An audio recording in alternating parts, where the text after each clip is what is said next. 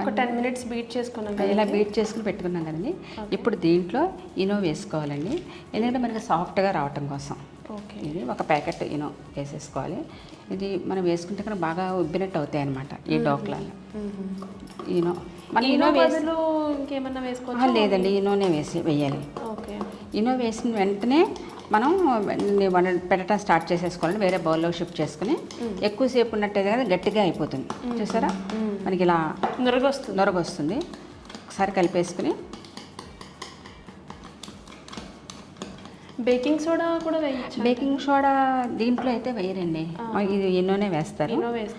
ఇప్పుడు మనం ఇలా కొంచెం మందపాటి గిన్నె తీసుకుని దీనికి ఇలా ఆయిల్ అప్లై చేసుకోవాలండి మొత్తం. ఓకే,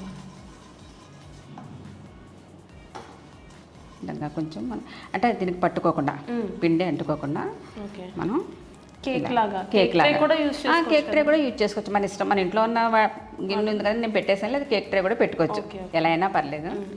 లేదా మన కుక్కర్లో పూర్వం గిన్నెలు వచ్చాయి చూస్తారు, అవి పెట్టుకోవచ్చు. ఇప్పుడు ఈ పిండిని దీంట్లో షిఫ్ట్ చేసేసుకునండి. ఓకే, ఇనో వేసిన తర్వాత ఎక్కువసేపు ఉంచకూడదండి, వెంటనే మనం బౌల్లో షిఫ్ట్ చేసేసుకుని పెట్టేసుకోవాలి మనం. ఓకే, స్టవ్ ఆన్ చేసుకునండి. ఇలా ఒక వెడల్పాటి గిన్నె పెట్టుకుని మనము బాక్స్ పడిపోకుండా ఉంటుంది కదా, ఇలా ఒక ట్రే పెట్టుకుని వాటర్ పోసుకోవాలండి. దీంట్లో మనం ఈ బాక్స్లో పెట్టుకుని ఇట్లా పెట్టేసుకుని మనం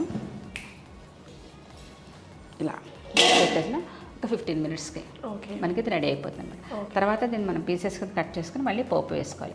అది వేరే ప్రాసెస్. ఫస్ట్ ఇది మనం ఈ డోక్లా రెడీ చేసేసుకోవాలి.